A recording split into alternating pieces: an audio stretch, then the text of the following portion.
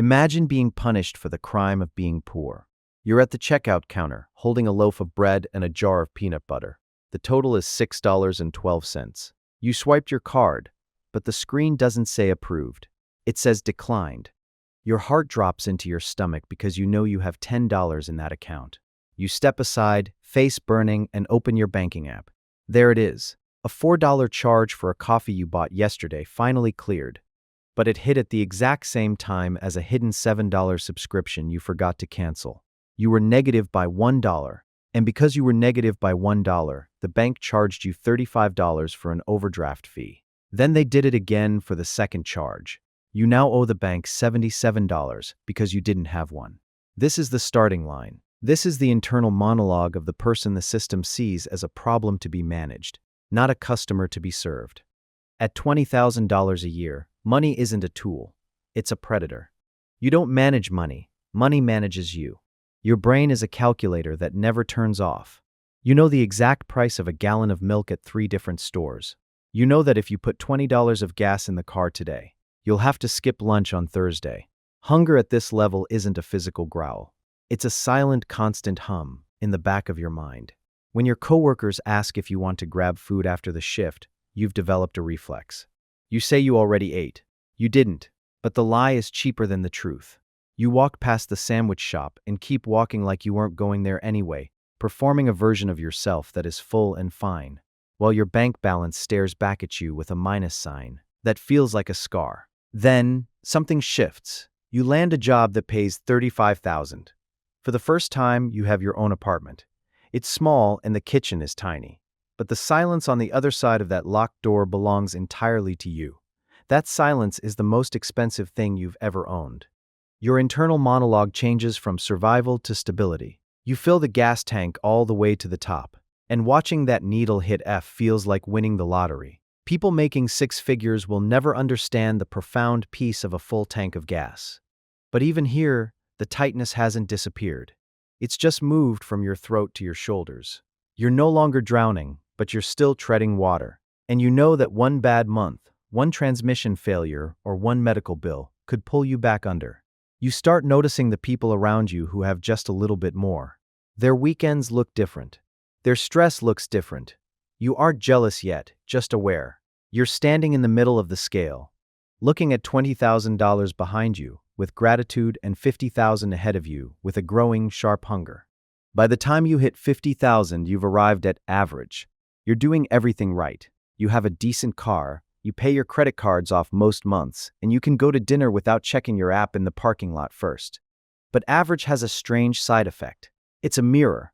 You look at your trajectory and realize that if nothing changes, this is it for the next 30 years. Survivable but not exciting. You find out a coworker makes $80,000 for the same hours, and suddenly, your comfortable life feels like a cage. The disappointment doesn't crash into you. It seeps in like cold air through a window you can't find. You start thinking about more, not out of greed, but out of a sudden, terrifying awareness that you're sitting in the most uncomfortable place on the scale, the middle. When you cross 75,000, the world goes quiet.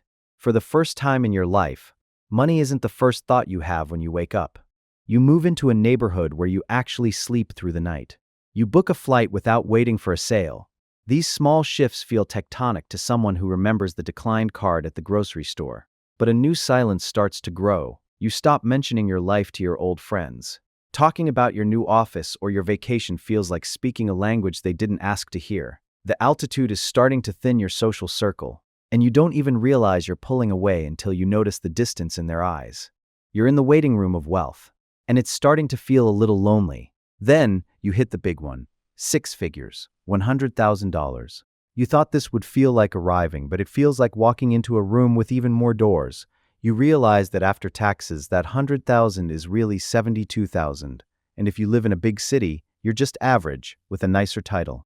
Everyone has an opinion on your money now. Family members call more often. Strangers pitch you ideas. You stop telling people what you make, not out of humility, but for protection.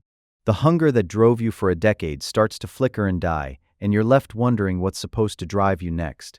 You've reached the destination, only to find out it was just a doorway. The real breakthrough happens when you aren't even looking at your balance. It's a Sunday evening, and your mother calls. She's rehearsed what she's going to say because she's embarrassed. Her roof is leaking and the repair is $6,000.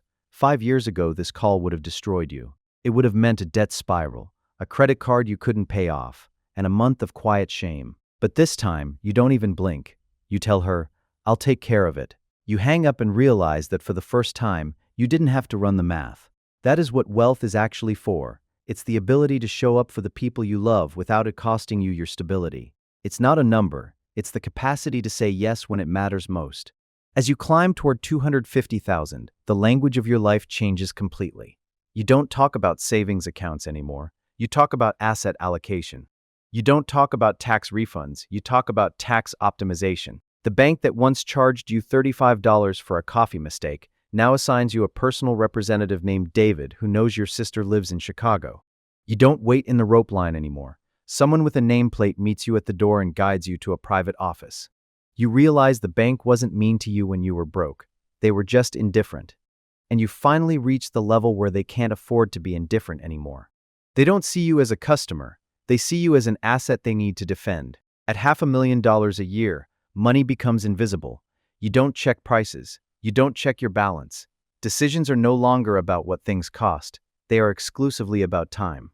What saves you an hour? What earns while you sleep?